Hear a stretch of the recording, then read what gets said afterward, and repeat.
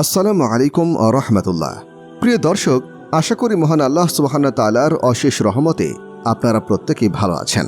আমরা জানব সকালে সহবাস করলে যে 3টি উপকার পাওয়া যায়, তার সাথে সাথে আরও 2টি সম্পূরক প্রশ্ন হলো: 1 নম্বর, রুমে অথবা ঘরের মধ্যে স্বামী স্ত্রী একা থাকলে ঘরে কোনো কাপড় না রেখে ঘুমানো যাবে কিনা। 2য় প্রশ্ন, গর্ভাবস্থায় সন্তান হওয়ার আগে মাঝে মধ্যে ঘুমের মধ্যেই গুপ্তাঙ্গ থেকে পানি বের হয়ে মহিলাদের শরীর ও কাপড় নষ্ট হয়ে যায়, এতে করে গোসল ফরজ হবে কিনা। 3 নম্বর প্রশ্ন হলো, সহবাসের বিছানায় নামাজ পড়লে তা জায়েজ হবে কিনা, অর্থাৎ যে বিছানায় সহবাস করা হয়েছে সেই বিছানায় নামাজ পড়া যাবে কিনা। এবং শেষ আরেকটি প্রশ্ন হলো, খাবার খেয়ে সহবাস করলে কি ক্ষতি হতে পারে। তাই আজকের ভিডিওটি খুবই গুরুত্বপূর্ণ হতে চলেছে, তাই ভিডিওটি না টেনে সম্পূর্ণ দেখবেন। ভিডিও শুরু করার প্রথমে আপনার কাছে একটি ছোট্ট রিকোয়েস্ট থাকবে, ভিডিওটি অবশ্যই লাইক করুন এবং আমাদের এই ছোট্ট চ্যানেলটিকে সাবস্ক্রাইব করে দিন প্রচারের সঙ্গী হন। আল্লাহ রাব্বুল আলামিন আপনাকে কবুল করুন, আমিন। দাম্পত্য জীবনে স্বামী স্ত্রীর মিলন খুবই স্বাভাবিক একটি ব্যাপার। স্বামী স্ত্রী মিলনের একটি উপযুক্ত সময় রয়েছে। হয়তো অনেকেই ভেবে থাকেন মিলনের জন্য সঠিক সময় হলো কেবলই রাতে। আপনি যদি এমনটা ভেবে থাকেন তাহলে এটি কিন্তু আপনার ভুল ধারণা, কারণ হাদিসের মতে আপনি সহবাস করতে পারবেন যে কোনো সময়, শুধুমাত্র নিষিদ্ধ কিছু সময় ব্যতীত। যেমন স্ত্রী অসুস্থ থাকলে বা স্ত্রী হায়েজ নেফাস অবস্থায় সহবাস করা ইসলামে কঠোরভাবে নিষেধ করা হয়েছে এবং স্ত্রীর মলদ্বারে সহবাস করা ইসলামে হারাম করা হয়েছে। তবে নারী পুরুষ সকলের জন্য এটি মনে রাখা দরকার যে মিলনের জন্য একটি আদর্শ সময় একেবারে ভোর রাতে। তারও ইসলামিক ও বৈজ্ঞানিক কিছু কারণ রয়েছে। ইসলামিক কারণ হলো, আপনি যদি ভোর রাতে সহবাস করেন তাহলে আপনি সহবাস করে সাথে সাথে গোসলের পর তাহাজ্জুদ ও ফজরের নামাজ আদায় করতে কোনো প্রকার সমস্যা হবে না। যেমনিভাবে আমরা রমজানের সেহেরি খেতে ওঠার ফলে আমাদের ফজরের নামাজ পড়তে সুবিধা হয়, ঠিক তেমনি ভোর রাতে সহবাস করার ফলে আমাদের ফজরের নামাজ পড়তে বা নামাজের জন্য উঠতে সুবিধা হয়। তো চলুন আজকে আমরা জেনে নিই ভোর রাতে নিয়মিত সহবাস করার 3টি বিশেষ উপকার, যার প্রথমটি হলো সকালে অথবা ভোর রাতে নিয়মিত সহবাস করবেন। সকালবেলার সহবাসের ফলে মন ও শরীর দুটোই ভালো থাকে। গবেষণার মাধ্যমে উঠে এসেছে এমনই তথ্য। যুক্তরাজ্যের এক গবেষণায় এই বিষয়টি প্রমাণিত হয়। অন্তত 3 দিন যদি কেউ ভোরবেলায় সহবাস করে তবে তাদের হৃদরোগে আক্রান্ত হওয়ার সম্ভাবনা 50% কমে যায়। আর যদি ঠিকঠাক মতো সহবাস করা যায় তবে এর ফলে উচ্চ রক্তচাপের মতো সমস্যা দূর হতে পারে অনায়াসেই। অনেক স্বামী বা স্ত্রী সামান্য একটু মনোমালিন্য হলেই তারা সহবাস থেকে দূরে থাকেন, যা কোনোভাবেই কাম্য নয়। এমনটি কখনোই করবেন না, কারণ এই সুযোগে শয়তান মাঝখানে এসে বিচ্ছেদ পর্যন্ত ঘটিয়ে দিতে পারে, অথবা এর ফলে স্বামী স্ত্রী পরকীয়ায় লিপ্ত হতে পারে। তাই আমাদের মুসলমান হিসেবে মনে রাখতে হবে, স্বামী স্ত্রীর যৌন সহবাস হল আল্লাহর একটি বিশেষ নিয়ামত, কারণ সকল নবী রাসূলগণ বিবাহ করেছেন এবং রাসূল সাল্লাল্লাহু আলাইহি ওয়াসাল্লামও বিবাহ করেছেন এবং তিনিও তার স্ত্রীর সাথে সহবাস আলিঙ্গন ইত্যাদি করেছেন।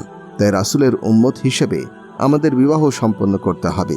সেটির জন্য শর্ত হলো প্রাপ্তবয়স্ক ও সামর্থ্য।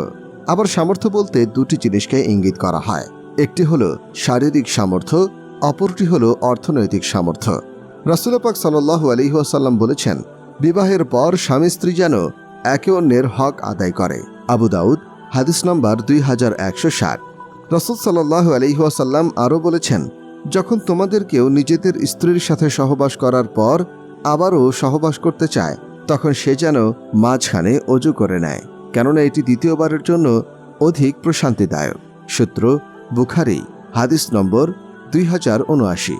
2য় নম্বর উপকারিতা হল, বৈজ্ঞানিক পরীক্ষায় জানা গেছে যে সপ্তাহে যদি ভোরবেলায় অন্তত 2 দিন সহবাস করা যায় তাদের দেহে শক্তিশালী অ্যান্টিবডি গঠিত হয়, যার জন্য আমাদের দেহে রোগ প্রতিরোধ ক্ষমতা বৃদ্ধি পেতে থাকে।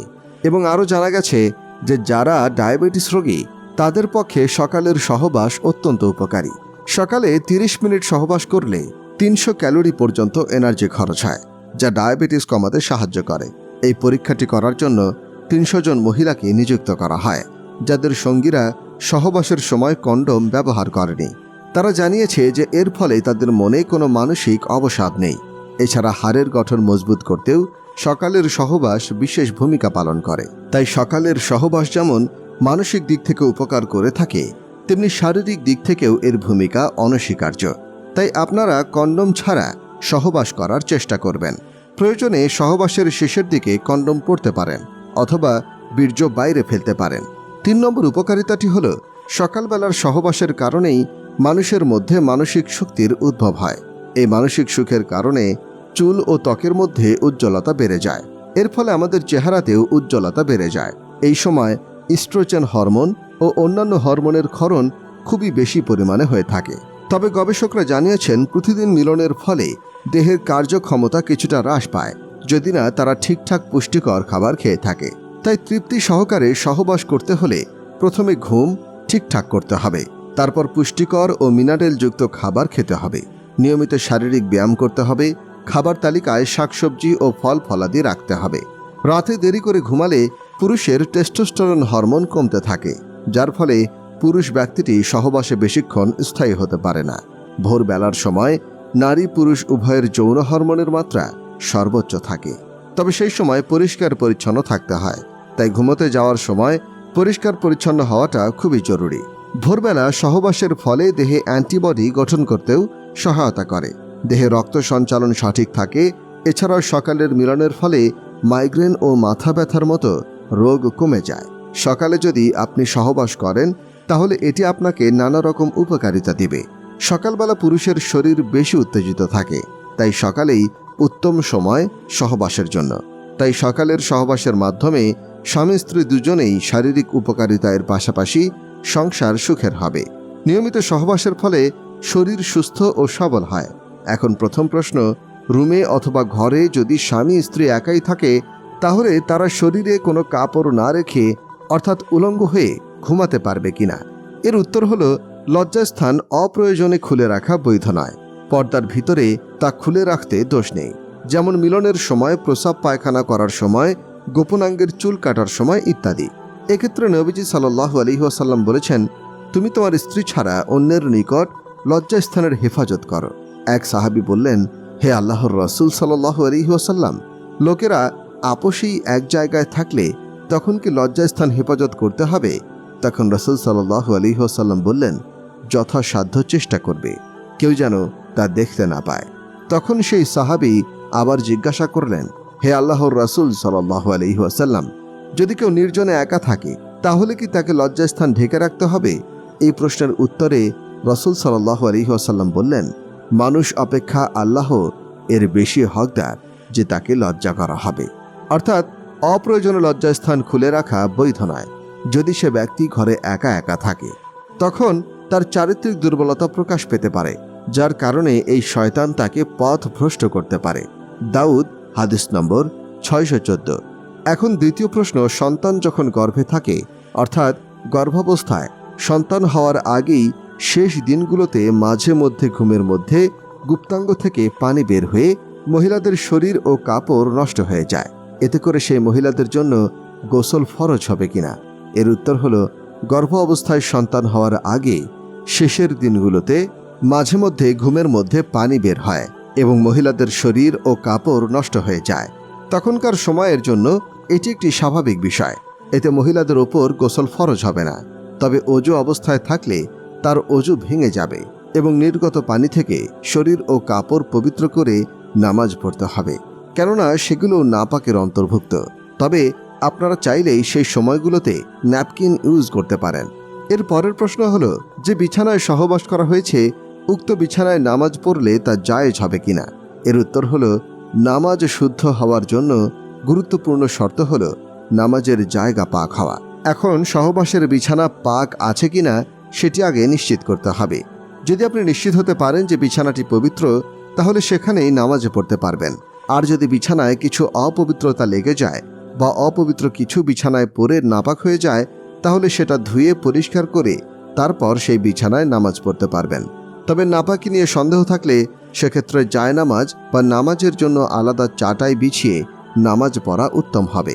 আর বিছানায় সহবাস করার সময় যদি আলাদা মোটা কাপড় বা চাদর বিছিয়ে সহবাস করা হয় এবং সহবাসের পর তা উঠিয়ে ফেলা হয়, তাহলে আশা করা যায় জায়গাটি পবিত্রই থাকবে। তবে সাধারণত বিছানায় নামাজ পড়ার ক্ষেত্রে একটি গুরুত্বপূর্ণ শর্ত আছে, সেটা পূরণ না হলে নামাজ হবে না। হযরত ইবনে আব্বাস রাদিয়াল্লাহু আনহু হতে বর্ণিত, রাসূল সাল্লাল্লাহু আলাইহি ওয়াসাল্লাম বলেছেন, আমাকে 7টি হাড্ডি দ্বারা সিজদা করতে আদেশ প্রদান করা হয়েছে, যথা কপাল, নাক, 2 হাত, 2 পা এবং 2 পায়ের আশপাশ দ্বারা, এবং এগুলোকে কাপড় বা চুল দ্বারা না মোড়ানোর নির্দেশ প্রদান করা হয়েছে। সূত্র বুখারী, হাদিস নম্বর 812। ইমাম নববী রহমতুল্লাহ আলাইহি বলেন, 7 হাড্ডি অর্থাৎ 7টি অঙ্গ দ্বারা সিজদা দেওয়ার কথা ঘোষণা করা হচ্ছে। প্রত্যেক অঙ্গকে একটি হাড্ডি বলা হচ্ছে, যদিও সেই সব অঙ্গে অনেকগুলো হাড্ডি বিদ্যমান রয়েছে। যদি কেউ ঘাস পাতা, ধুলাবালি, নরম তুলা, ফোম, বরফ ইত্যাদির উপরে সিজদা করে এবং যদি তার কপাল অথবা নাক শক্ত জায়গায় গিয়ে আটকে যায় এবং ওই জিনিসের হাড্ডি সমতুল্য অবয়বে গিয়ে আটকে যায়, তাহলে তার নামাজ কি শুদ্ধ হবে? আর যদি কপাল বা নাক কোথাও গিয়ে আটকে না থাকে, বরং নিচের দিকে যেতেই থাকে, তাহলে তার নামাজ শুদ্ধ হবে না। অর্থাৎ এমন একটি বিছানা যেটা এত নরম যে সিজদা দেওয়ার সময় তার শক্ত অংশে আটকে যায় না, বরং তার নিচের দিকে যেতেই থাকে, সেক্ষেত্রে সে বিছানায় নামাজ শুদ্ধ হবে না বলে অনেকে ফতোয়া দিয়েছে। সূত্র ফতোয়ায়ে হিন্দিয়া 1/111। বর্তমান বিজ্ঞানীরা গবেষণা করে দেখেছে যে যখন মানুষ সিজদা দেয়, তখন আমাদের ব্রেইনে থাকা নেগেটিভ এনার্জিগুলো সিজদার মাধ্যমে জমিনে আর্থিং এর মতো কাজ করে। আর যদি তা শক্ত কোনো জায়গায় আটকানো না যায়, তাহলে সেই নেগেটিভ সার্জগুলো আমাদের মাথা থেকে জমিনে প্রবাহিত হতে পারে না, যার কারণে আমাদের অধিকাংশ লোকেরা মাথা ব্যথায় ভোগে। সব শেষে জানব, খাবার খেয়ে সহবাস করলে কি কোনো ক্ষতি হয়? একেবারে খালি পেটে অথবা ভরা পেটে সহবাস করা উচিত নয়। এই অবস্থায় সহবাসে পেটের বিভিন্ন ধরনের রোগ সৃষ্টি হওয়ার প্রবল আশঙ্কা থাকে। এমনকি পাকস্থলী লিভারের খুবই কাছাকাছি চলে আসার সম্ভাবনা থাকে। বিজ্ঞানের মধ্যে ভর পেটে সহবাস করলে বিভিন্ন ধরনের রোগ হয়ে থাকে। আবার একেবারে খালি পেটে সহবাস করা শরীরের জন্য ক্ষতিকর, কেননা বীর্যপাতের পর অন্ডকোষ নিজের খাদ্য চর্বি থেকে তলব করে থাকে, আর চর্বি নিজের খাবারগুলো তলব করে থাকে কলিজা তথা লিভার থেকে, আর সেই লিভার খাবার তলব করে পাকস্থলী থেকে। ক্ষুধার্ত অবস্থায় পেট থাকে একেবারেই খাবার শূন্য, যার কারণে টিবি রোগ, ভীতিপ্রদ রোগ, চোখের দৃষ্টি কমে যাওয়া ইত্যাদি রোগের আশঙ্কা বেশি থাকে। তাই কখনো খাবার খাওয়ার সাথে সাথেই সহবাস করবেন না, আর একেবারেই খালি পেটে সহবাস করবেন না। আল্লাহ সুবহানাহু ওয়া তাআলা আমাদের সবাইকে যেন সকল ধরনের আরোগ্যতা দান করে এবং আমাদের প্রত্যেকের দাম্পত্য জীবন যেন সুখী ও সুন্দর হয়ে ওঠে, এই কামনায় আজকের ভিডিওটি এখানেই সমাপ্ত করছি। তো বন্ধুরা, যারা ভিডিওটি শেষ পর্যন্ত দেখেছেন তারা কমেন্টে আমিন লিখে জানাবেন। আসসালামু আলাইকুম ওয়া রাহমাতুল্লাহি ওয়া বারাকাতুহু।